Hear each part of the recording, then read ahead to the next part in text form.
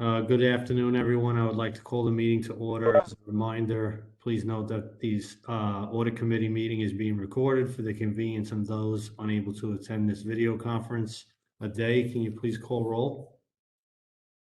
Yes. Good afternoon, everyone. Danielle Chacon and Natalie Green-Giles. Not here, obviously. John Maderick. Present. Russell Buckley. Present. Gary Lehman. Not here. Isaac Kaminyani. Present. Thank you, Aday. We have a quorum. First order of business is agenda item 2, noting the minutes of the audit committee of BERS held on September 28th, 2021. The minutes have been previously provided to the committee via the SharePoint site. May I have a motion to consider the minutes of the September 28th committee meeting? So moved, Russ. Thanks, Russ. And a second? Isaac? I'll second that. There's only 3 of us here, so Draft as necessary. yes.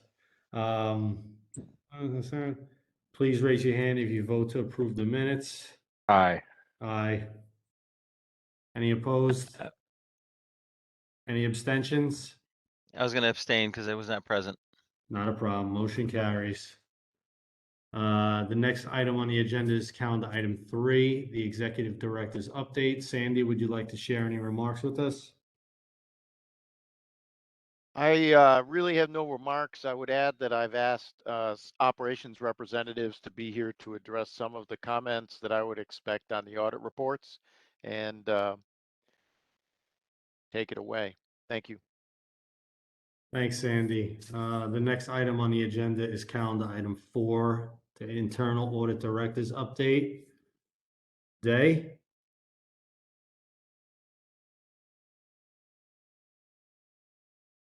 Thank you, John. So I'm going to share my screen.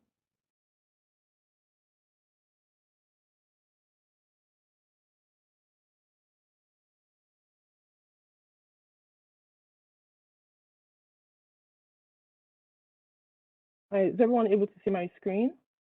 Yes, thank you, Aday. Okay.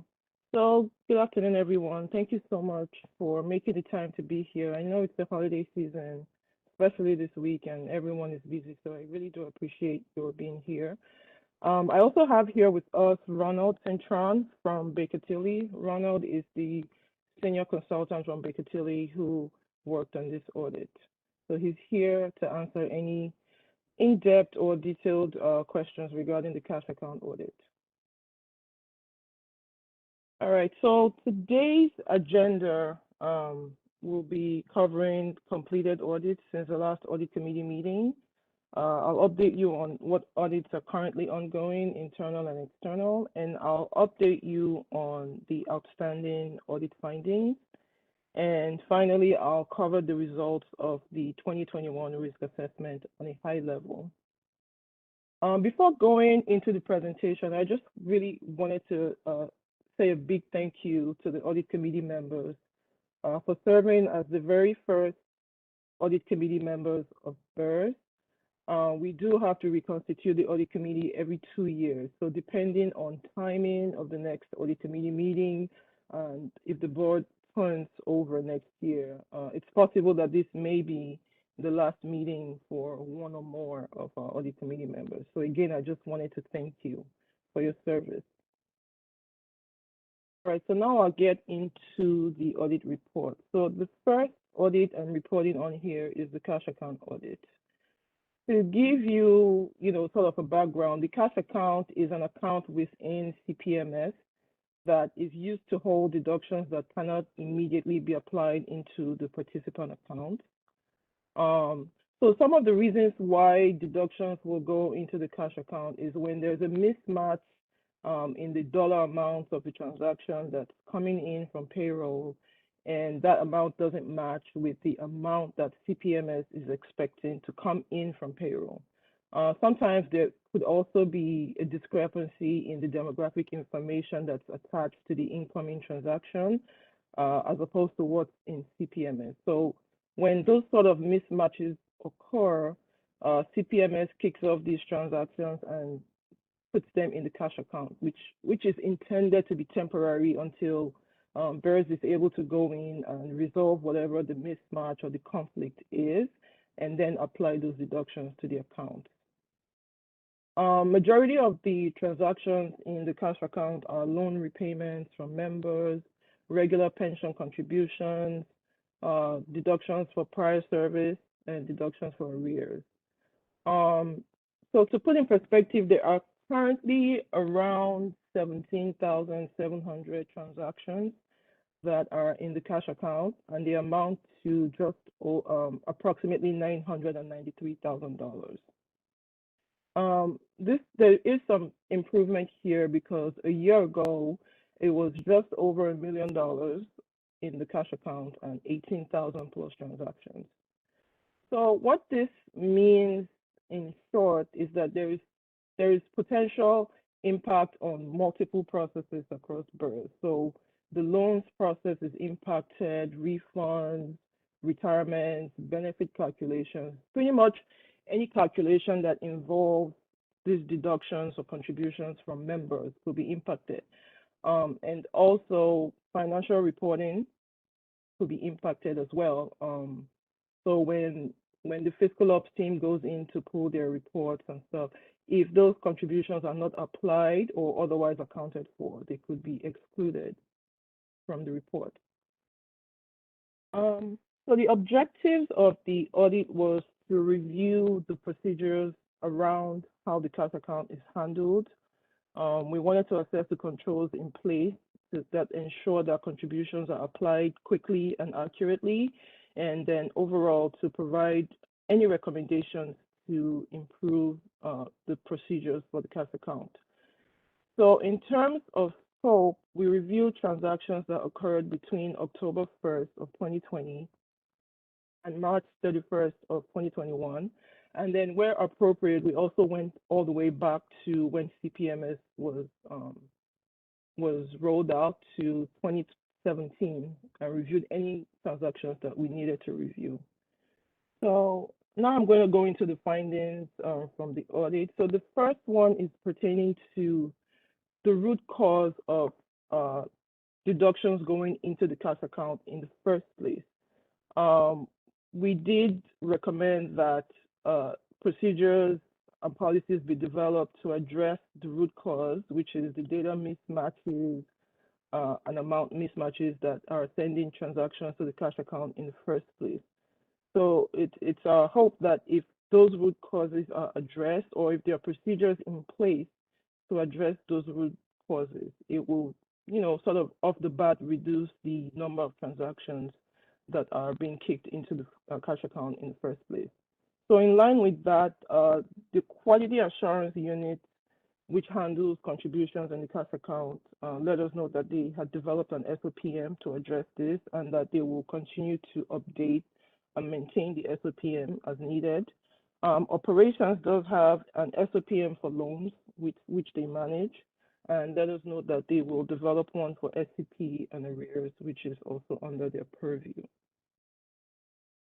Finding number 2 is pertaining to the timing and the length of time that there are unresolved known issues with CPMS that are impacting the cash account. I have a rundown of them here, but I don't really think we need to go into all of that because the details are in the audit report. But on a high level, there are issues that are ranging from low priority to medium priority and going back to 2017 that are still waiting to be fixed by VITEC. So we did recommend a periodic review of the outstanding tickets, just to review the priority and the issues themselves and discuss that with the vendor on a periodic basis to ensure that things are reprioritized and that they don't, slip through the cracks and, just end up being forgotten. So finding number 3 pertains to refund approvals for disbursements out of the cash account.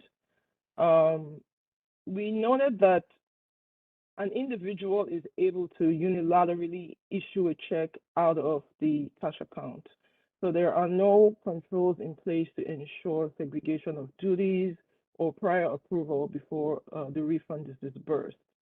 So we kind of noted that and recommended that there be approvals put in place, similar to regular refund processing to ensure that the transactions are approved by a supervisor before they are disbursed.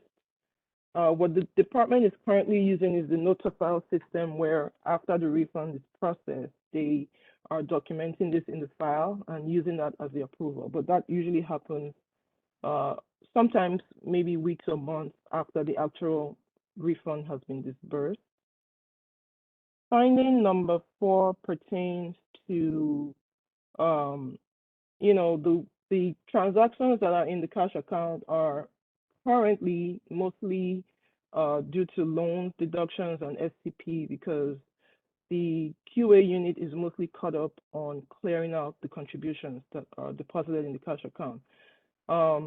We recommended that operations might need additional resources to do this. They may need to dedicate a task force that is focused on addressing the root cause of these errors and clearing out the cash account for loans and SCP. We noted that the SCP and arrears transactions are really complex.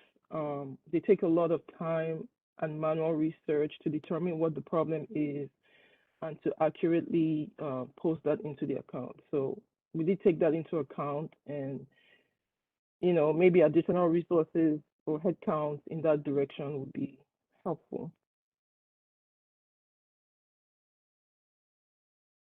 So finding number 5 was specific to transactions in the cash account that were labeled as closed.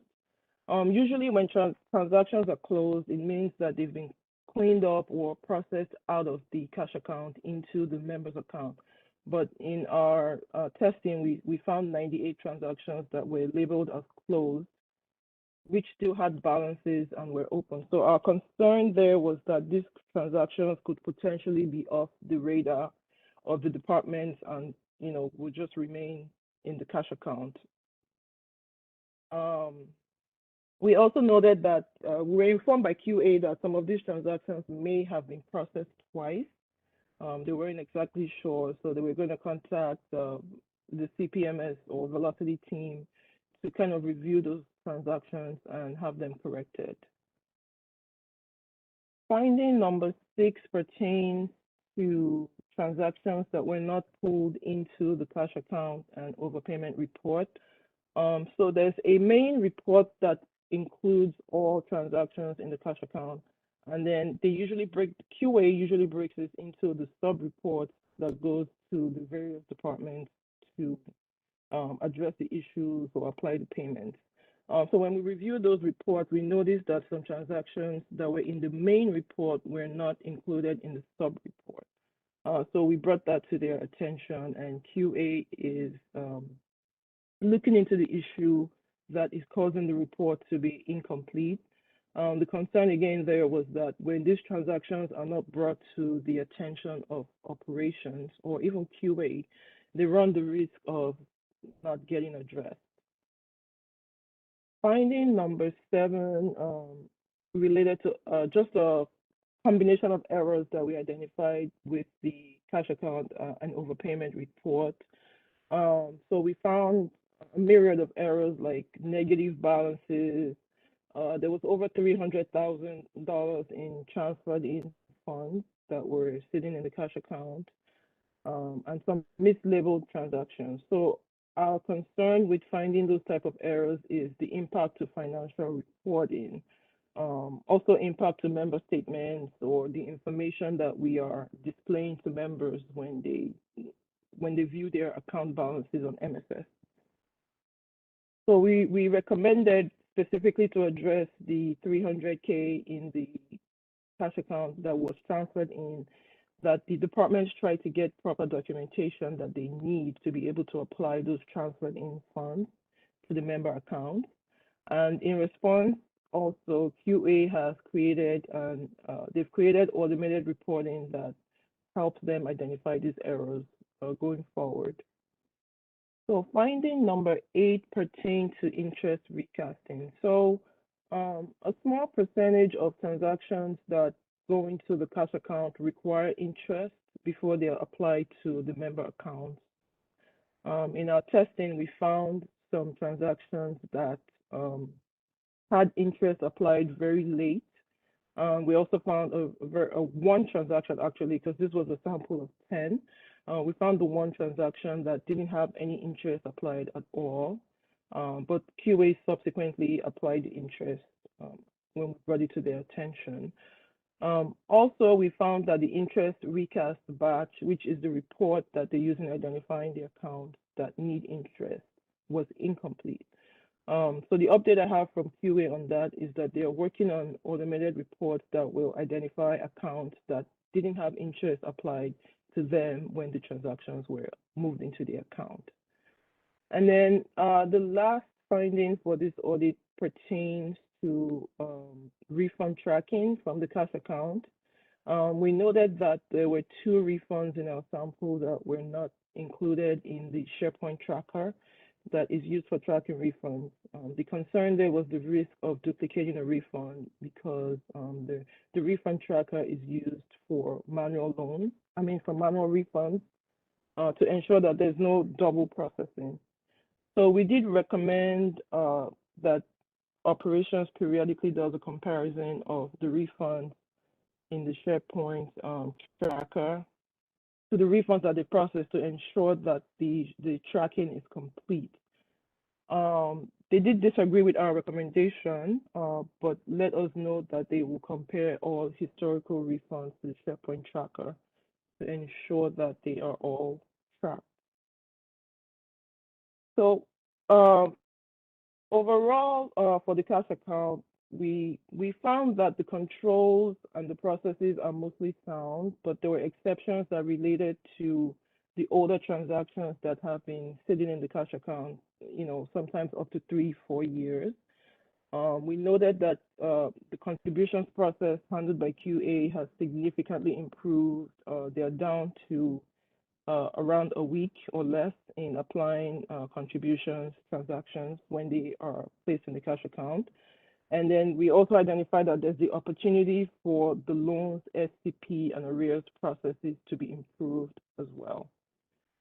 So that concludes it for the cash account audit. I just wanted to pause and see if there are any questions at this time. Yeah, I had a couple questions. That was a really good overview of the whole report. I wanted to go back to sort of finding number 1 on the policies and procedures, and I think it's linked a bit to finding 4, which was talking about a task force. Obviously, additional resources are typically requested at any time you want to try to fix something. There's a line in finding 1. While QA customarily addresses the root cause of errors, these mismatches are not always corrected to prevent recurrence.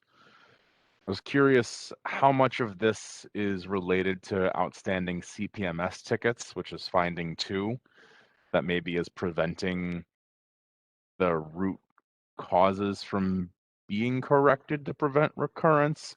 I guess I'm just curious how we're addressing the root causes of errors, but they're not always corrected to prevent recurrence. If that could be commented on a little bit.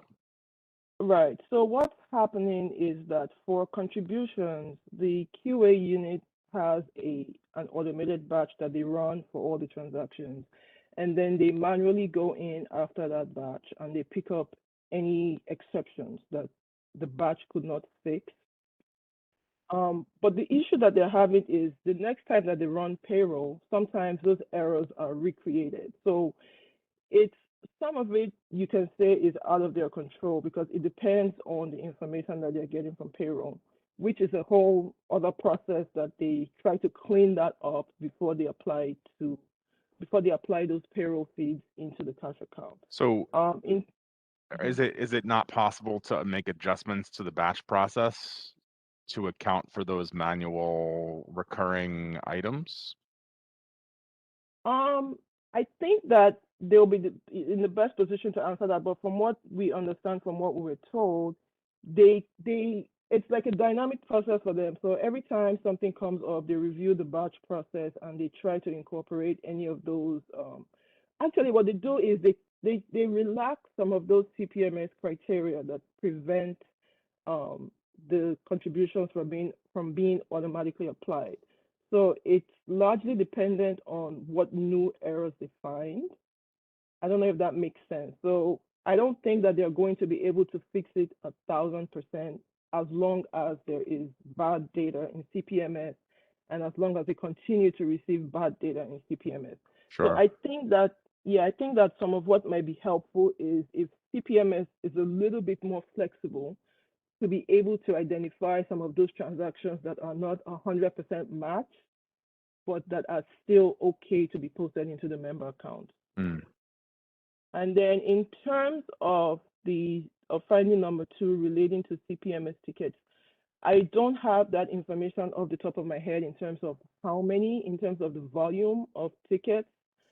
But what I do know is that they have them as low to medium priority. So it will make sense for those priorities to be reviewed because in and of itself, it may seem like low or medium, but when you consider other processes that are being impacted, it could be high from that perspective. I hope I answered your question. For the most part, yeah, I guess it sounds like the batch can't really be fixed to prevent recurrence, and there's always going to be new issues that crop up, which makes sense. I guess from a contribution standpoint, you got the same payroll providers every time. I would think that you'd be able to put rules in to address that stuff, but whereas I could easily see the service credit purchases or I guess what are the other ones? I don't know. Rears, I'm not quite sure what rears are, but certainly for service credit purchases, they're going to be coming from, well, I guess if they're also being processed by the payroll, they're all coming from the same place. But anyway, on the finding 4, you had mentioned that this quote unquote task force, and I'll go to that page now too. Is the task force, quote unquote, intended to clear the backlog or address the root causes of the issues? I would say both. I would say both. Once they are able to address the root cause, with the help of Vitech, of course, then and they clear the backlog, then the number of transactions that will be sent into the cash account will be significantly reduced. But if the root causes are all at the source of the data that BERS doesn't have control over, is there merit to allocating, headcount or additional resources to things out of BERS control? So I did speak to David regarding some of the workarounds, and one of the workarounds that he does is to the PSEF files that come in from DOE and the other city payroll files. And he did let me know that sometimes the issues are just small issues. It could be the number of fields in the file or things like that. So he has a script that's run to clean up some of those issues before they go into CPMS and cause errors. So if Vitech is able to take that on and have that built, configured into CPMS, where when the payroll file comes in, whatever the script is run to clean up that file before it gets applied, and that will take care of a lot of the errors that are coming through on payroll. Some of them, granted, will still be unavoidable, but for the most part, those errors will be addressed, and that will speak to the root cause of some of the issues that is causing deductions to go into the cash account. So that almost ties back a little bit to number 2, finding number 2, right? As far as understanding what the CPMS tickets are that are related to the cash account and prioritizing them appropriately. Right. The creation of some sort of script that's going to clean up payroll files before they go into CPMS. Yes. Interesting. So Yeah, just there to are add some texture to this, Russ, we do evaluate ticket priorities, and the simple truth is that we have identified this for years. This has been a failure identified by our external auditors, our internal auditors, the DFS auditors, the controllers auditors. They're all absolutely accurate. but it's kind of beyond our control. It's one of the reasons we have the quality assurance department that was created 4 or 5 years ago to actually work to help clean the data being loaded. And the practical reality is that we will never be able to stop the bad data from coming in completely. We have no authority to force corrections in data outside our agencies. So, we just Yeah, set up no, as many defense maneuvers as we can and deal with it. that makes sense. I guess that was kind of why I was trying to understand this proposed task force, whether it was to address root causes or to clear the backlog. And I guess, some of the graphs in the back half of the exhibits here get into the amount of open transactions, and it's pretty obvious that most of the balance in this cash account is sitting over 500 days in there. I mean, it seems like a lot of the team's efforts are devoted to clearing the queues here on a weekly basis, I guess bi-weekly basis. So it makes sense that it would be challenging, especially if some of the service credit purchases are complex calculations. I guess, if I let's say I bought back like 30K worth of credit, right, service credit, and I'm not going to retire for a number of years, and my service credit purchase doesn't actually go into my account, I'm assuming like when I go to get a quote, they're gonna flag this and grab it out of the cash account, and that's how it'll ultimately get resolved, right? I mean, I guess this goes into a day's point about how this cash account actually has impact across BERS. Is the expectation that absent a task force or a mandate of sorts to attack these 500 plus day cash account balances, that they'll just kind of be caught in the standard course of business? So the concern is that if we don't dedicate resources and focus on that backlog and the root cause, they may not be caught in routine matters. They may be caught at the point where a member is retiring or taking a refund. But then again, there's a risk that they could be missed at that point. And Yeah. and then before that, if a member goes in to view their account balances on MSS or things like that, those amounts that are in the cash account are not reflected in their account balances. Understood. I think I guess I'm trying to drive at here a day is like I think there's a difference between addressing the root causes and addressing the backlog. Okay. Right? Like it seems like the actual volume on a bi-weekly basis is doing pretty well. I mean, that first graph, there's a significant drive down of the amount of time it takes to turn these issues around. So the team looks like it's doing a pretty good job on the front end. It just, so that, to me, like the root cause is just going to drive that graph further down, right? If you do stuff, you clean up the files ahead of them going into CPMS, you have Vitek write a script in order to clean that stuff up. That all makes sense to me. I guess I'm trying to understand how much of a risk these 500 plus day transactions in the cash account are, and whether or not maybe the teams member services teams know to look in this account and the unresolved transactions if there's a member issue that they're flagging, right? Like if I come in and say, I know I bought that credit back, like the teams know to potentially find the resolution in this cash account, right? Yes, and I think I need to clarify something. So addressing the root cause will help going forward. It's not going to help the deductions that are already in the cash account. Agreed. Yeah, so the deductions that are already in the cash account will need some sort of intervention to get them into the participant account. Mm-hmm. So, and knowing how maybe the word is overwhelmed, operations is, they just don't have the bandwidth to address these transactions in their normal course of business, especially for SCP and arrears. For contributions, that's a slightly different process. Theirs is a little bit more straightforward. They run the batch, they clean up what falls off the batch, and then they apply those to the account. But for loans and SCP and arrears, there's a lot of research that they need to do on a case-by-case basis.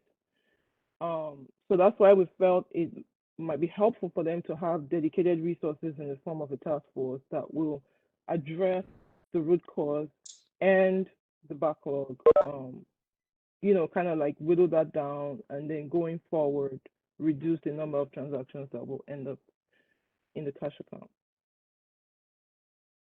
Yeah, that all makes sense. Thank you. Ade, Thank you.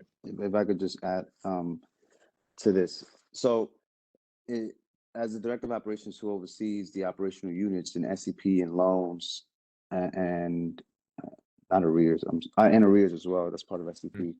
Mm-hmm. So, over the last few years, we've made changes as an organization where we automated a lot of this, as Ade was talking about, through payroll processing. We also enhanced the system. We created an automated batch, which would, once we do these workarounds with the files, we run this batch after we run payrolls, and it automatically moves this money. The money, that's why the weekly or the biweekly process, there's a lot of progress because it's somewhat automated. The system does this, or there's scripts that's done it. David in data analytics does that. But what's left over, so just to give you some background, Ade said there's 17,000 transactions in the cash account. Now, in August of 2018, there was 60,000 transactions in the cash account. And in loans, there's under 8,000 loan payments. I believe, I don't know if it's in the cash account or in the loans module that are not applied. I believe it's in the loans module that's not applied, but it's the payroll processing and the same batch applies these payments. In January of 2019, there was over 110,000 loan payments, and we have that down now to 8,000 or under 8,000 loan payments that weren't applied. The way we structure the loans unit is that we've created somewhat of a sub-unit within the loans unit. We have the loans unit, which focuses on processing loans, day-to-day requests. And then we have staff that are dedicated to cleaning up payments that are not being applied for whatever reason by the payroll processing or the automated batch that was created within the system. And the reason why this happens is because this is an issue, a longstanding issue across the country for all public pension systems that service school-based employers. Because in schools, you have payroll secretaries. Each school has its own payroll secretary. So the data is not standardized across, let's say in New York City, all of the DOE. That creates a problem where people are getting paid or people bounce off of payroll. And then, there's a gap in their loan payments or their SEPs, school-based titles, 10-month employees, UFT titles, nurses that they get paid during the summer on a separate line. So you're paying out of one line regularly, and then summer comes in and you're not paying during the summer out of your second line if you're working during summer school. Things like this, they create gaps, they create anomalies in payroll, and it creates an issue in our system. And these gaps also, there may be the members not paying their loan on time or their SEP on time. And the system is now created where the member owes interest for the time that they're not paying on schedule. So to clean these up, you need dedicated staff who have to go in and research these accounts and make sure that, if we have money in the cash account, we're going to apply these payments and we're going to close out this loan or we're going to close out this SEP. There's going to be times that they may not close out the SEP because of all these data issues that come through the payroll files to the DOE and other New York City employers. And we want it to be accurate, but we're playing catch up. As Ade said, the historical transactions, they've been sitting there for a long time. We are doing this when it comes to SEP.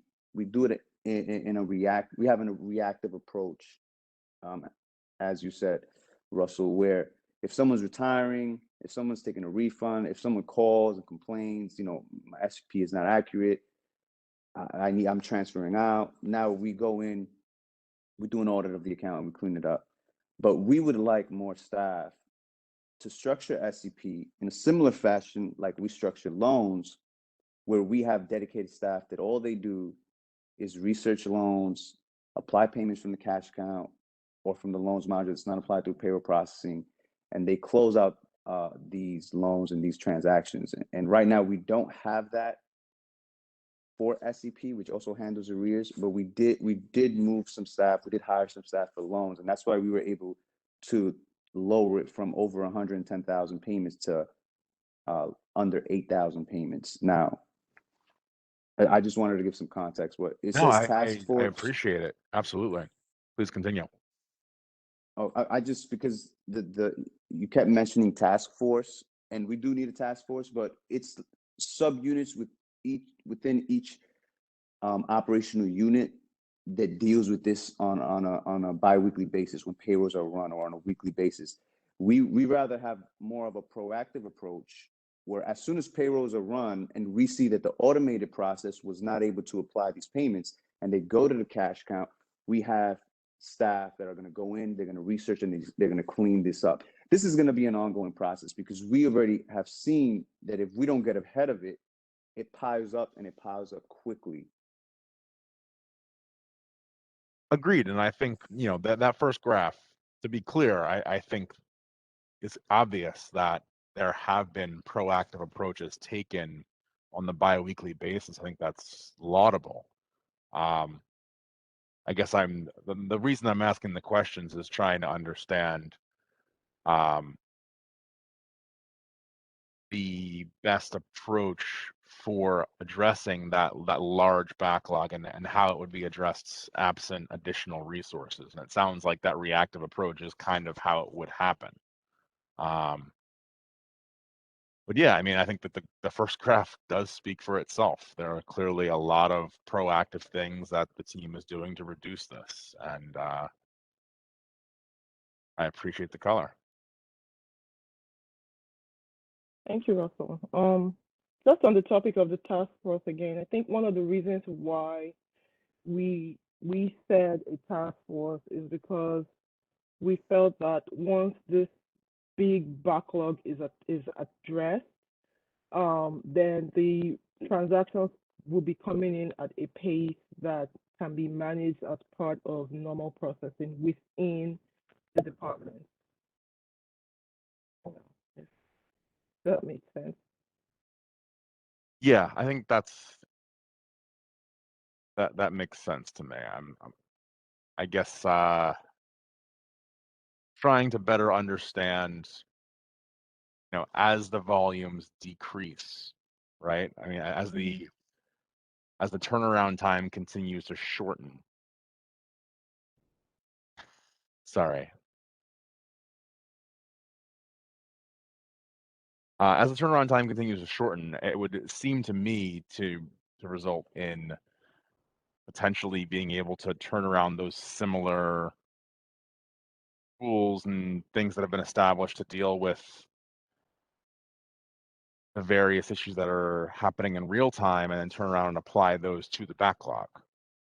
If the team is spending less time on addressing the biweekly items, at some point, you would think that you could turn your focus to not just the biweekly stuff, but also then to the backlog. Whether that's a priority or not is kind of why I was asking the questions about how they're addressed currently in a reactive basis. How much that task, quote unquote task force, whether it's additional resources, whether it's consisting of folks from the loans and the service credit purchase groups within ops, come together on like a every other week basis to try to address one large transaction, and how much that can drive down that backlog. I guess the reason I'm asking all of these questions is to understand if there is any plan to address the backlog, or if we're just focusing on that front line on a biweekly basis. Or if that, the backlog is just not to be touched unless more bodies are thrown out as approved by the board. Oh, I see. I mean, I'll let Josiah speak more on that, but I think it would depend on how they, prioritize based on what their objectives are, how they prioritize the backlog. Do they want to address the backlog first? Do they want to address transactions based on their age? If they've been sitting there for years, do they prioritize those and things like that? So I think it will be up to Josiah and his team to kind of decide what the best course of action for them would be. Yeah, that makes sense. I guess that's what I'm kind of asking Josias maybe, since you're here. So, Go ahead. I use loans as an example because when I moved over to operations, loans was under my purview in 2018, the end of 2018. And we saw how much progress we had in loans, where we lowered it by over 100,000 payments by structuring the loans unit a little differently. SCP was then moved under my purview, under my responsibility. I think maybe a year later. It wasn't something that I was responsible for, and we were going to structure SCP, which that's still the plan, in a similar fashion to what we structured loans. But then the pandemic hit, and it was just very, very, we're still not there yet. We also, loans, we threw a lot of resources at loans, a lot of FTEs. I wouldn't say a lot, but we staffed it up because we had over 100,000 payments that we wanted to clean up, that we wanted to apply. We knew people's loan balances were off, their statements were off. We prioritized that. It was under my purview. We developed a plan, we implemented it, we saw results. And when SCP came over, before the pandemic, because SCP moved over to operations before the pandemic, what the goal was okay, the loans, the staff that we have working in loans, we're going to get this close to zero. And when we get it down to zero, we're going to see, after we run payrolls, how much is left over. We then will be able to manage that on a payroll by payroll basis. And what we're going to do is we're going to reallocate some of this staff that are on loans to SCP. It's going to take some time to train them, but they're going to have a very similar role or responsibility that they had in loans. They're going to research these SCPs, which we understood it was going to be very hard to train these people because SCPs are a lot more complicated, because you have to confirm that the SCP, prior to SCPMS, historically, SCPs were calculated on Excel spreadsheets. There was a lot of room for human error. And unlike loans, it's very rigid, it's very strict. The IRS code, the time in New York State retirement Social security laws, you can only pay a loan in 4 years or 5 years. That's it. So the life cycle of the loan would be done in 4 or 5 years. Where in SCP, you can say, you know what, I want to make payments for the next 20 to 30 years. So a lot of these historical SCPs were done by hand. Well, before Excel spreadsheets, they were done by hand. And when we did data conversion, it got a little messy. When you go from legacy data and you modernize your systems and you're bringing in data from decades ago. Now we have to make sure that when we clean these up and we apply these payments, the SCPs are accurate. Not only we want to make sure they were calculated accurately, the data conversion was accurate. If it wasn't, we correct the data, and then we apply the payments. And then we can give a true standing of where the member is. If there's any refund, there might be refunds that are due to the members, or the members may still have outstanding balances. So we wanted to take that approach, but because of the pandemic and because we're modernizing the system and there's resources from loans and from operations that goes to test and to do certain things on velocity, we have competing priorities, and it took a step back, but that's still the goal. We want to staff up SCP either by the current staff that we have in loans or by hiring new people. Thanks for that context, Josiah. I appreciate it. Okay, so if there are no other questions, I'll move on to the next audit. All right, so the next audit is the loan process audit. This was recently completed on December 7th. Just to give a little background, BERS offers loans to its participants in the pension plan, to retirees in the TDA plan. These loans are mostly paid back by payroll deduction, and in cases where the members are inactive or retired, they make direct payments by check to BERS. So there are loans, okay, I think I already said that there are loans in the QPP and in the TDA. So Our objectives for the audit was to assess the processes for CPP, TDA, recognizing defaulted loans, how they are distributed, just to review those processes and determine if the risks are appropriately mitigated. We also wanted to look at the loan policies and rules that apply and to determine if there was compliance and if related controls were implemented.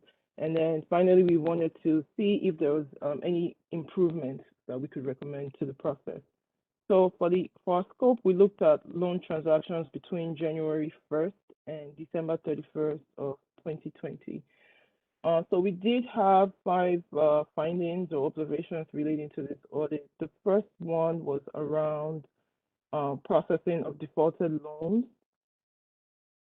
So when we did our testing, we noted that some defaulted loans, well, in 82% of our sample, we had instances of where some defaulted loans were not actually placed in default status or were not distributed or not done so timely. So the rules and regs of BERS indicate that members should receive a notice of impending default when they are 60 days due. So we noted that those notices were not sent out and that when the members or participants actually went into default, they were not notified also.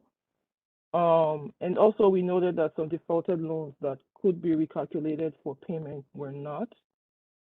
And then related to all of that, 1099s were not also issued in a timely manner, or in some cases they were not issued at all. And then in 27% of our sample, we noted that some participants were issued new loans that they shouldn't have been issued because they were in default. And then we also noted the issue of the loans in the cash account impacting the loan status, because if the members have actually made deductions or repayments to the loans and they are sitting in the cash account, the loan appears to be unpaid and appears to be in default. So that had the cash account had impact there. The second finding related to the loan application documentation and the intake process for loans. We did find in one case that we sampled that the application form was not properly notarized, even though it was processed. You know, based on discussions with operations, it appears that it was done around the time where the rules were in flux or being considered for change at the time that that application was done, but it wasn't exactly clear. But we did want to bring this to their attention just in light of everything that's happening with loans. We kind of want reviewing applications to be a high priority for the department, which they appear to be doing so far, but we did note this in this one instance. And we kind of recommended that they don't process applications if they are not properly notarized, obviously.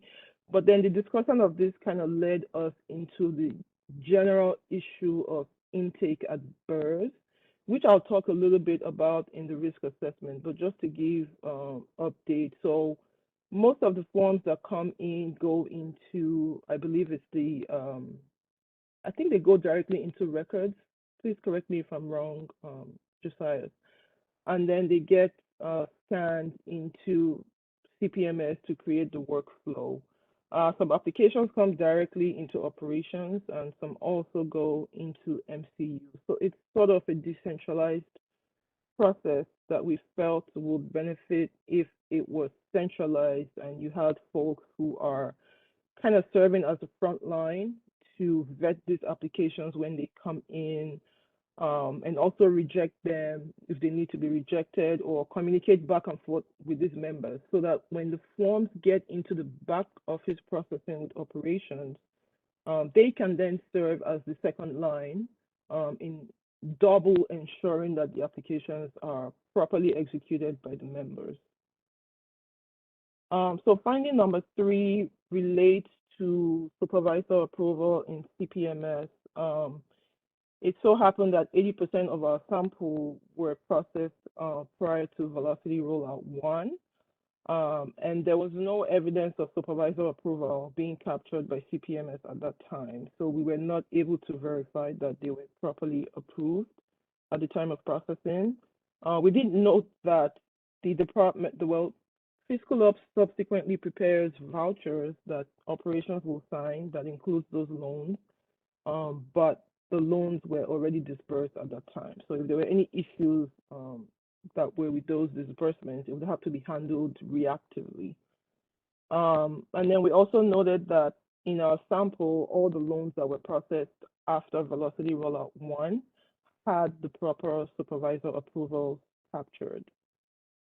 So for the most part, it was a system issue there where the supervisor approvals either weren't being captured or weren't being displayed prior to the Velocity upgrade. So the next finding related to this audit was regarding CPMS loan status, which is often incorrect. So we had a sample of 10, and 70% of those were incorrectly labeled as defaulted on the report that we reviewed, and defaulted in terms of being past 90 days due. So we did send this back to the loans unit, and they reviewed and gave us various reasons why they were reflected that way in the system, and then subsequently corrected those issues. We did recommend that CPMS reporting and loan status designation be reviewed for possible improvement. And then finally, for this audit, we had a finding related to interest and insurance premiums that are charged to the first payment. So we noted that these were not being properly treated. The interest and insurance applied to the first payment only is being credited back into the principal as opposed to the loan and interest insurance fund. We noted that for each loan, the amounts are small. Sometimes it's $2, sometimes it's $6. So on a loan per loan basis, the amounts are small and immaterial. But on an aggregate basis, we went back and looked at all such transactions going back to 2017, and it came out to just over $600,000. So we did recommend that they kind of review CPMS configurations and where these transactions are being posted to ensure that they are being applied to the correct bucket. So overall, we noted that in terms of loan processing, there are really strong controls around the paper applications. They do get checked by operations before they process. They do reject them when they're not processed. And during the CARES Act, when the CARES Act was in effect, they followed the procedures that were in place at that time carefully in terms of when notarization was waived. They made sure that they collected the certifications from everybody that was applying for loans, at least for the cases that we reviewed. And then we also noted that in terms of applications coming in via MSS, BERS has temporarily disabled MSS based on the recent fraud events and implemented two-factor authentication for all accounts. So the security is being reviewed for MSS going forward to be implemented. I don't have a date or time when that's going to be implemented as of yet, but I do know that it's under review. In terms of defaulted loans processing, we noted that the controls were kind of weak in that process, and that this could cause some inaccuracies in processing loans, in loans distribution, in reporting, in issuing 1099, and in approving new loans for participants. And then finally, I also noted in the report that the loan department has very experienced, knowledgeable individuals working, which has really helped to mitigate some of the problems that CPMS presents by not being able to fully support some of these key processes. So they do have a lot of checks and balances that they have in place, a lot of manual work that they do to ensure that the process is going smoothly. So that will conclude my report on this audit. So if there are any questions, I'll be happy to take them. Day, is there a Baker Tilly report that goes along with this audit? Yes. Is that Did you not? provided? Yes, it was. Not able to find it. Hmm. No, it's not listed in the agenda. Oh, you're probably looking at the old one before we rescheduled. Just looking at what Karen sent out on the 1st. Karen, would you be able to email the loans report to Russell, please? Yeah, This is Isaac. I actually was trying I to s- find the package and somehow I couldn't. you know what? I'll always send the package out. Just give me I guess after the meeting's gonna conclude in a couple of minutes, so I'll send out the package. I'll speak to Ade, okay? Thanks. Appreciate it. Thank you.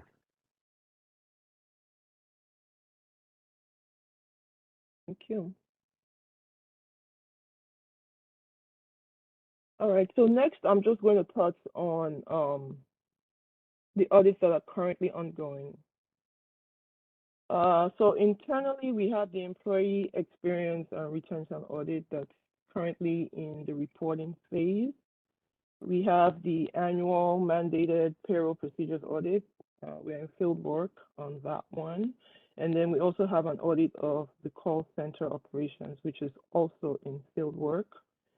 And then the last audit is going on externally. We, quite frankly, don't have a lot of information on this one.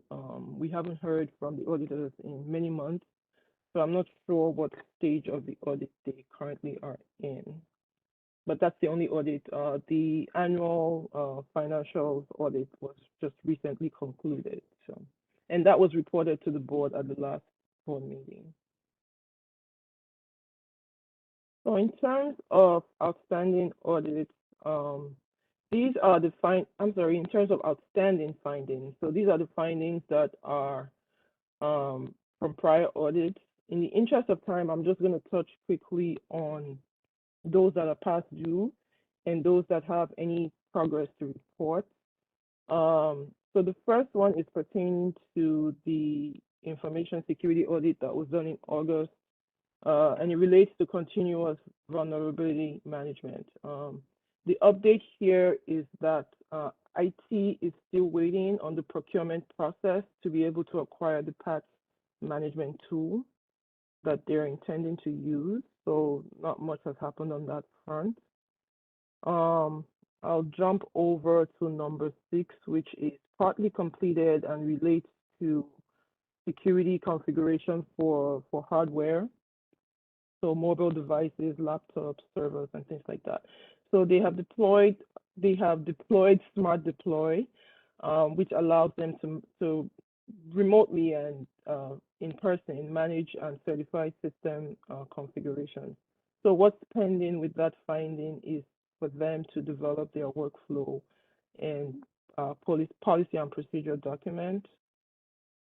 And in terms of number 7, which addresses security awareness training, this one is completed. They signed up with KnowBe4, which is a reputable company for that provides security awareness training. They've sent out multiple classes to the entire organization at this point for training. They've also done some sort of how would you call it now? Like sent out some test messages to the organization to see, to kind of assess where the organization is, who will take the bait and make their assessment and design training classes based on those results. For number 9, they also completed the recommendation here to ensure that they are in compliance with the DOE's policy as it relates to password settings.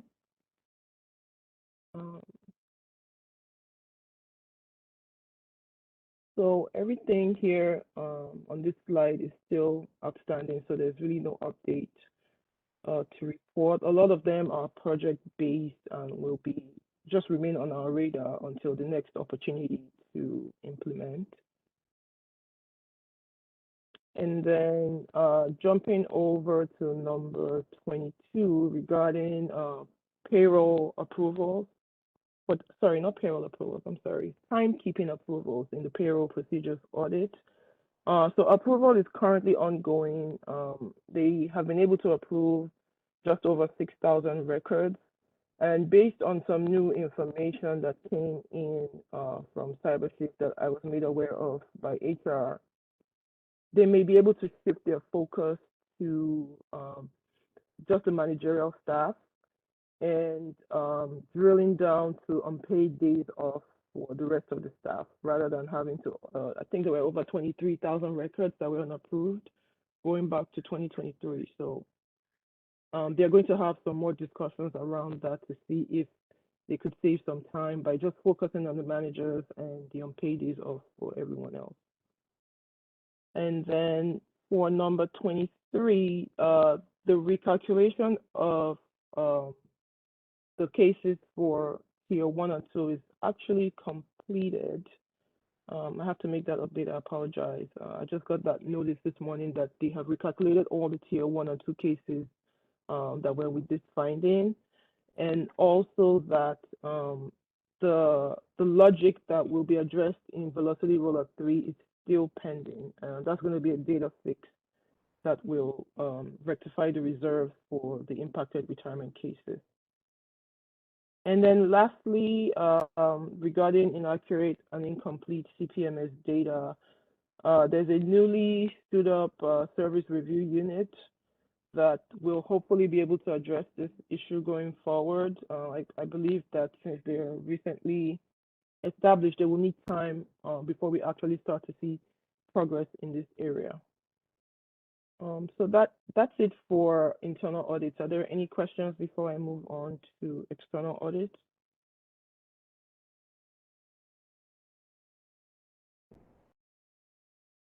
So for external audits, the first one is the audit by the controller of the controls over identifying improper benefit payments to deceased recipients. So we recently replied back to the controller's office, just letting them know that BERS is currently discussing with LexisNexis possibly providing accurate debt report data to BERS as part of the security upgrade that they could potentially be working on. Ops is also planning to run a query to identify all retirees that are 85 and older and to contact them with the help of the MCU member communications unit. And then finally, regarding the data that's coming in from other agencies, they plan to work with QA and the respective agencies to correct the data as they are identified. So regarding the next one, network security and penetration testing from FY19, as reported prior, IT did the penetration testing for Velocity, but regarding the network, they are now working with the Cyber Command Center, NYC3, to find a recommended vendor to get pen testing set up. In terms of account review and recertification, they now have a process in place where there's an annual review that's done in April of every year. So I do have that marked as completed. And then regarding the COOP, unfortunately, we recently lost the COOP coordinator who was the deputy director for facilities. So that position is kind of vacant right now. And so as a result, there's no progress on the COOP plan to report. Are there any questions here before I move on to the risk assessment? Thank you. All right, so the risk assessment for 2021. So we recently conducted this process. The process involved identifying and prioritizing risk events that are impacting or could potentially impact the achievement of management's objectives. So the basics of the process just involves identifying these risks and prioritizing them. You know, we already have a risk universe that was established in 2019, so we kind of go back and reevaluate that, see if the risks are still applicable and relevant, do a rescoring or review the scores at least. And just in terms of the risk landscape, so we usually will consider operational risk, financial risk, the risk of fraud exposure, reputational risk, human resources, the volume of transactions, how complex those transactions are, and any new risk that we may not have enough information on, but we want to keep on the radar. So in terms of the approach, usually would go in with the planning phase. So just kind of determine how the risk assessment is going to go, how it's going to be performed, and what tools are going to be used. And this year I decided to deploy a questionnaire to the department just to sort of collect their responses in a more organized manner, in addition to them reviewing the risk and the risk descriptions that we usually would send to them. So I gave this questionnaire to the leadership team to kind of understand the risks that are specific to their area of responsibility, as well as any areas that they are not responsible for that will be impacting their processes. And then based on the data collected, I did follow up with the departments that I needed to follow up with. The next step after that was the risk analysis, where again, taking a fine-tooth comb to each risk and each description, and just reviewing what we have documented so far to make sure that it's still accurate and relevant. And I just also wanted to note here that the process of inherent risk evaluation will not usually consider the controls that are in place, simply because the controls will usually be reviewed more closely at the time of the audit. So in the risk analysis, we also looked at the risk scores that were previously assigned, looked at the impact and the likelihood of the risk, documented what areas are auditable, and determine what resources will be needed. And then the last step will be reporting, where the risk assessment results are presented, which I'm going to be doing shortly. And also the developing the internal audit plan, which will usually be presented at the start of every year. All right, so to get into the actual risk assessment results, so this is a high-level summary of the risk assessment results. I wanted to provide this sort of risk digest to kind of inform the audit committee and the executive management of the top risks that are facing BERS, and the areas that should be top of mind as we enter into the new year. Also partly because not every area is going to be auditable, so we're not going to be able to actually execute an audit in some areas, but that does not mean that they should, just follow the radar or that they are not relevant. And also, based on timing and the resources that we have, it may take a while before we actually get to some of these areas. So it made sense to kind of present this information up front. I also wanted to note that the internal audit plan will be developed to provide coverage over the auditable areas from the risk assessment, and that will be presented at the first audit committee meeting of next year. So to kind of delve into this, I did kind of have these kind of subcategories and the areas of consideration under each sub area. So the first big one is cybersecurity. This is a top of mind item for all organizations across industries. I wanted to make sure that this is forefront, and especially given the recent event with MSS loans. So just having those transactions become available online, keeping in mind that new transactions are going to be added when MSS is rolled out, when DSS is rolled out in the future. We are opening our exposure points significantly by being able to accept these transactions online. So I just wanted to make sure that those considerations are taken into place when these decisions are being made. So in terms of security, logical access security, meaning signing into your computer, passwords and things like that, and also physical access security, so access to the data room or the server room or the IT room, and also just to the organization as a whole should also be top of mind, because it could be very easy for unauthorized individuals to gain access if they are not properly secured. The other area is regarding network administrator password security. It's very key that those passwords are held very close to the chest and that there are multiple layers of controls over those passwords and those versions of those passwords when they do get changed. Cybersecurity awareness and training is very important. I'm very happy that IT is already making strides in that area with their Know Before program. So we sort of have coverage there, but still should be top of mind. And then also change management and patch management is another area where I want IT to kind of focus their attention also. Change management refers to the processes by which systems are updated, updates are deployed, patches are deployed.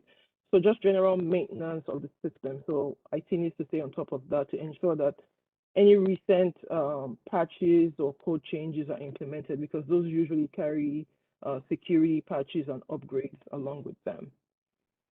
So the next area would be talent management. So this is relatively new in terms of the risk landscape, and a lot of it is brought on by, this whole telework thing that COVID has allowed us to do. There's been an increased need for telework flexibilities and work-life balance and things like that. So these are some of the things that employees are really looking for with an organization that they want to work with. And the way that the private industry is currently going, they are really encouraging a lot of work from home and making it possible. So that presents a challenge for an organization such as ours that may not be able to offer those same flexibilities to employees. The other area would be around the resignations and retirements that we are seeing at BERS. Some of it brought on by COVID, some of it just due to the natural progression of people reaching their retirement age. So we're facing the risk of losing a lot of our experienced employees, and we already have lost some of those so far. So that's something that should be top of mind as well. Challenges in identifying, acquiring, upskilling, and retaining the right talent. So, the board recently approved headcount, and from what I gather, there have been challenges in filling those positions. People are turning down job offers from BERS, and sometimes they're just not finding the right fit. So that is presenting challenges across the organization. Multiple departments are feeling the pain of not being able to fully staff even when they have the approved headcount. Another area of focus here would be employee experience. This will be relating to organizational culture, employee development, feedback cycle is what we call it at BERS for employees. So I think the goal is to want to just kind of improve that employee experience so that they want to remain at BERS and ultimately be engaged at BERS. I do have an audit that's currently going on in this area that I hopefully will be able to report on at the next audit committee meeting. And then also succession planning should, I feel, be top of mind. There are many key roles at BERS that are just with one individual, and we really do run the risk that if those individuals decide to leave the organization, we will kind of have to scramble to fill those positions or to retain that knowledge that they will be leaving with at BERS. So the third area that I wanted to highlight is just governance and oversight in general. With the board, we are expecting some turnover to be happening early next year. So with all those new trustees coming in, there's the opportunity to kind of provide training and education for them on pension matters so that they can be up to speed quickly as possible. The other area is ethics and fraud prevention. I think that should also be top of mind. We did recently create a fraud policy but I feel like there's still a lot of work that can be done around that area too, especially as a quasi-financial organization. We're cutting checks and doing things like that. So we want employees to be really aware of what red flags they should be looking at, how to spot suspicious applications or transactions and things like that. And then there's some training also that can be helpful in that area. The next item is regarding employee recruitment and retention. You know, as a city organization, we routinely have headcount restrictions that impact being able to fill these positions that we need to be filled. There's also some difficulty, as I alluded to earlier, regarding filling approved positions. In terms of data analysis and reporting, there's a lot of reporting that comes out of the data analytics department. Just wanted to make sure that management is paying attention to those and using them for their decision making. That department is severely at risk. There were 5 people, 5 employees working there, and now they're down to 2. So there could be some impact there in terms of being able to provide some of that reporting that they've always provided. The next item is regarding communication across BERS. It's somewhat decentralized now. You get an email here, an email there, a policy here, a policy there. I think it would be helpful if there's a centralized location such as you know, even a SharePoint or an intranet where that will serve as a repository for all these policies and information and news, you know, changes in laws, things like that. I think that'll be helpful for all of us. In terms of leadership team development, our leadership team is currently really comprised of young, not very experienced individuals, you know, very knowledgeable in their field, but in terms of people managing people, it's relatively new for a lot of our leaders. So they would benefit from some development and training along those lines. You know, how to coach individuals and how to mentor folks. And then lastly, under governance is the intake process, which I alluded to earlier. This is a major pain point for operations. And I believe it's impacting service to members because you have instances where they're sending in forms, and operations will only see these forms at the time that they are getting ready to process, which could be weeks after they've been submitted to BERS. So going back to a member 3 weeks later, or 2 weeks later, or 1 week later, even to say, well, your form needs to be notarized or your form is being rejected because something is missing, can be a problem. So I did, and I did discuss this with operations prior. It might be helpful for them if BERS has a group that's just dedicated to the intake process that will receive, review applications, do the acceptance or rejection of these forms, and then submit those forms to records management. This individual could be a member of MCU or could be a member of the records team. I think that's something that BERS should, you know, really consider. That might be helpful.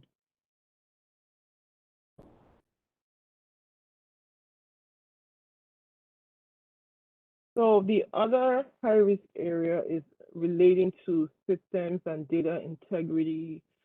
There are still a lot of issues with the accuracy of CPMS data. There are issues with being complete or incomplete. The old converted data still has a lot of issues, and there's still a lot of CPMS workarounds that are being utilized to keep the processes running. There also are a lot of workarounds on the IT side of things. So as I said earlier, I was speaking to David, and he was letting me know some of these workarounds that he has to do on the coding side of things, which is kind of a high risk because not a lot of people are aware of those workarounds. And there appears to be a tendency for the issue to kind of slide down on the rate, on the scheme of priorities because there's a workaround for them. I do think it might be a good idea if there's a central location also for these workarounds, so that they don't eventually get forgotten, because there are times when there have been system improvements that do end up breaking something because they forgot to remove the workarounds that were temporarily in place first. Something to consider. Also, the issue of payroll coming in from other agencies, issues with processing deductions and reviewing service, limitations that CPMS has pertaining to reports. That doesn't appear to be, I don't know of any reports that accurately come out of CPMS, so that's a pain point for the entire organization. Server maintenance and infrastructure support is a high-risk area for IT and could impact the availability of services. In terms of financial reporting, it's a manual process still. I know that some of their reports are being queued for around Velocity Rollout 3, and hopefully they'll get some relief on that, but they're still using a lot of workarounds for their processes. Salary and service information in CPMS is still largely incomplete or inaccurate. In many cases, not all, but in many cases, especially the historic cases. So we're hoping that the service review unit will be helpful with that. And there are also many participant account adjustments that have to take place, sometimes due to cash account, sometimes due to just the way CPMS is set up and it's not very flexible for certain transactions. So I do consider that to be high risk, and I will likely be looking into that further in one of the audits. The other area is in terms of member experience, and the consideration for that will be the call center operations. They are currently struggling to staff approved headcount. The reception desk is, according to them, doing much better, but in prior risk assessments, they did have, some perception issues that were kind of holding them back, impacting their morale over there. And all of this could in turn impact communication with members because they are the face and voice of BERS. They're also impacted by data integrity issues. So when they're right in front of the member, they're not always able to give the members, they don't always have access to timely, accurate data that they can readily provide to the members. So that's a setback there. And then you factor in the cash account and all those thousands of transactions belonging to thousands of members, also impacting member experience. The other area would be TDA rate and investment changes. Sometimes the communications don't always come out on time, like we just had this past year. That would be also impacting the member experience. And also in terms of contact points and follow-up with members. The MCU team did let me know that this was very critical for them because they wanted to make sure that they are able to properly document all of those so that if they have to reference that or follow up with members in the future, they are able to do so accurately. Another area that might impact member experience is the auto enrollment. This is an emerging risk area that BERS should keep in mind that if the law does pass and all those members are forced into BERS, there will be a large number of applications coming in at the same time, and there could be some difficulties in processing them on a timely basis.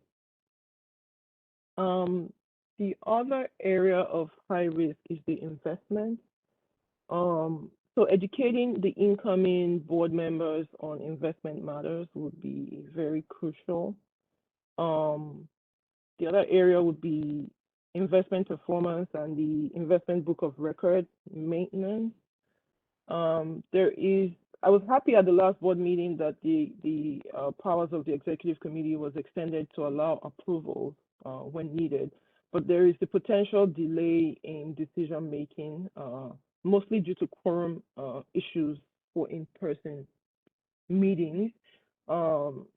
And Antonio did let me know that over the summer BERS lost close to around $2 million in fee savings that could have been saved if they were able to make timely decisions on those investment managers. I wanted to note that the open meetings law that allows remote meeting is set to expire on January 14th, unless it's extended by the governor. But as of when I was putting this together, it was set to expire in January. So that could be an area of concern when we have to go back to in-person meetings. And also, Antonio did let me know that turnover at BAM could be delaying some of the implementation of improvements and some of the board decisions around investment. And then lastly, the other area of high risk is around disbursements and benefit payments. I just wanted to make sure that there is clear segregation of duties and clear approvals and documentation of those approvals and of the processes. Relating to some of our key processes like pension computations, debt benefit processing, loans processing, refunds processing, and processing of checks out of the cash account. And then lastly, this is something that should always be on the radar of management. It's just compliance with all the rules and regs and laws that apply to BERS. And then specifically, the policies and procedures that were kind of relaxed or changed during COVID-19, we want to make sure that they were followed, and that now that we are back to normal processing, that we are also following normal procedures. There are certain controllers directives that we want to make sure we're in compliance with. I do have audits scheduled around those 3 directives here, Directive 13, 11, and 24. We also want to make sure that we're in compliance with procurement rules and with the, the constraints and terms of our contracts as well. So that's all I had in terms of the risk assessment results. If there are any questions, I would be happy to take them. Hey, Ade, I was just wondering, of those 8 high-risk areas you just walked through, was there any of the 8 that stood out to you from your conversations with BERS staff that were, maybe the most important, or the top 2 that were flagged by most folks? So for number 1 right here, cybersecurity, that's a very, very high risk area. For sure. Yeah, and considering that we're going to be opening up some more services for members, I just see those as opening more points of risk. So we have to be very careful with how security is implemented in the system going forward.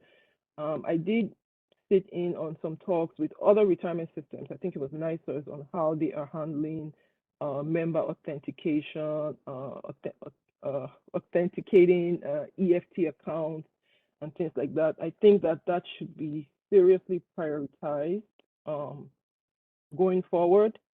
I also do think that it would probably help if there is some sort of committee that extends outside of the velocity group that will include members from other areas in the organization that will bring other perspectives into those discussions as well.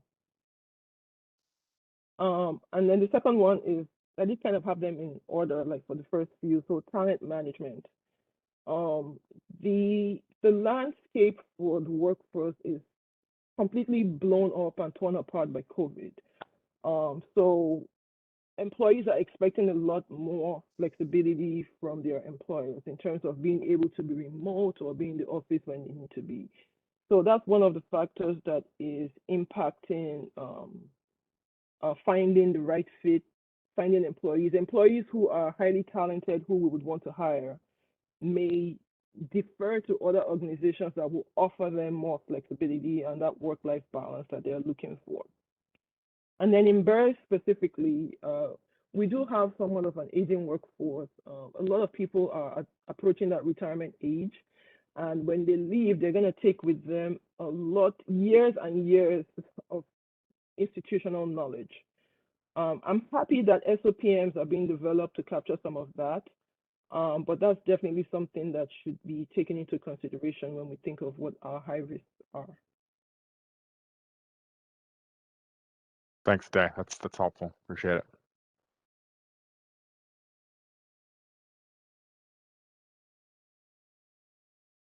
So if there are not other questions, that would be everything that I have for today's presentation.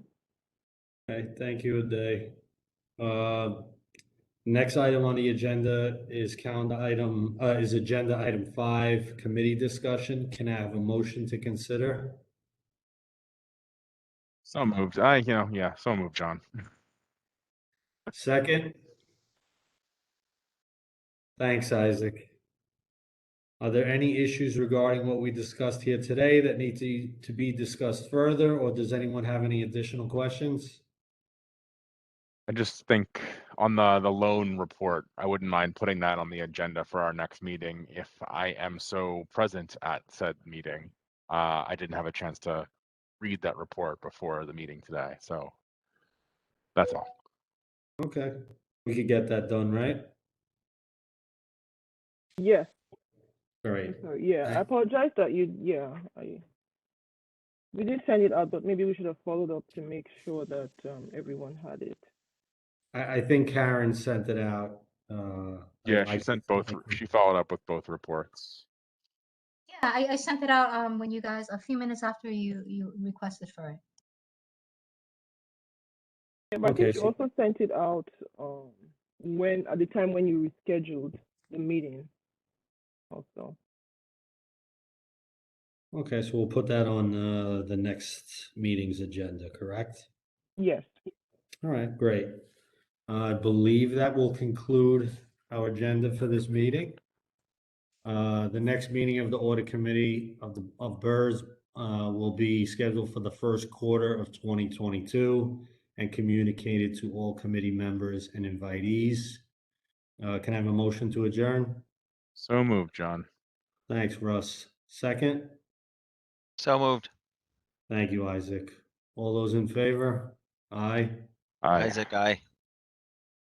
I guess there's no opposed or abstentions. Thank you. Thank We you, are now trustees. adjourned. Have a good one, everybody. Hopefully I see you Thanks, y'all. guys soon. Thank you, Ade.